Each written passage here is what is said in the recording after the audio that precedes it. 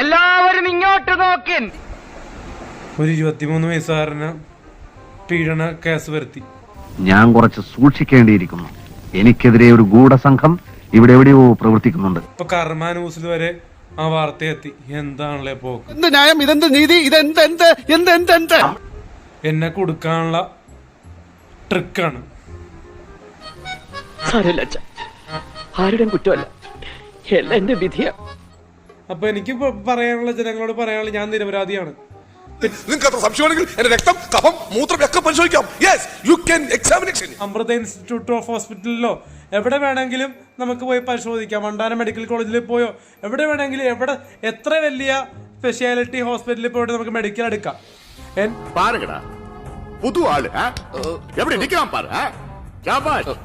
അങ്ങനെ വേണോ? പീഡന കേസ് വരെ എത്തി നിൽക്കണം.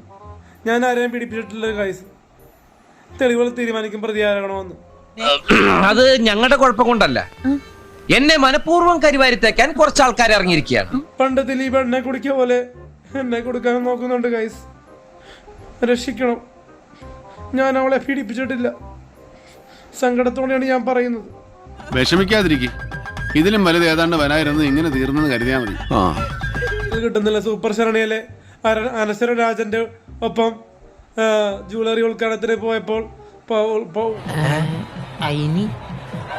അതിനൊന്നുമില്ലേ, ആള് പരസ്പര ബന്ധമില്ലാതെ ചിലതൊക്കെ പറയും. അത് നമ്മളത്ര കാര്യമാക്കണം. കൂടെയല്ല, അനശ്വരരാജൻ വന്നപ്പോൾ കാണാൻ പോയപ്പോൾ ബൗൺസേഴ്സ് സെൽഫി എടുക്കാൻ വിസമ്മതിക്കുകയും സെൽഫി എടുക്കാൻ പറ്റുകയും ചെയ്തിരുന്നു. ഈ പറയുന്നതിലൊന്നും പരസ്പര ബന്ധമില്ല. പരസ്പര ബന്ധം ഉണ്ടോ?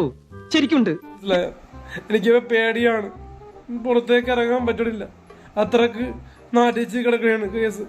മിസ്റ്റർ ദശമൂലം, നിങ്ങൾ എന്തിനാണ് പേടിക്കുന്നത്? ധൈര്യമായിട്ടിരിക്കണം. അതെ, വെറുതെ ധൈര്യം തന്നെ ആളെ കൊല്ലാൻ നോക്കാം. നമ്മുടെ കയ്യിൽ ഒരു ബാങ്ക് ബാലൻസും ഇല്ല. കോടിക്കണക്കിന് രൂപ ഉണ്ടാക്കിയിട്ടില്ല. അതിന് കാശുവല്ലോ അല്ല. മേലിൽ ഇത്തരം സംഭവങ്ങൾ പറ്റാതെ സൂക്ഷിക്കുക. അഥവാ പറ്റിപ്പോയെങ്കിൽ എവിടെങ്കിലും ചെന്ന് നാറാതെ ഇവിടെ വരിക. ഞാൻ പൊക്കോട്ടെ. വേണ്ട, ഞാൻ പോവാം. വേണ്ട, ഞാൻ തന്നെ പൊക്കോളാം.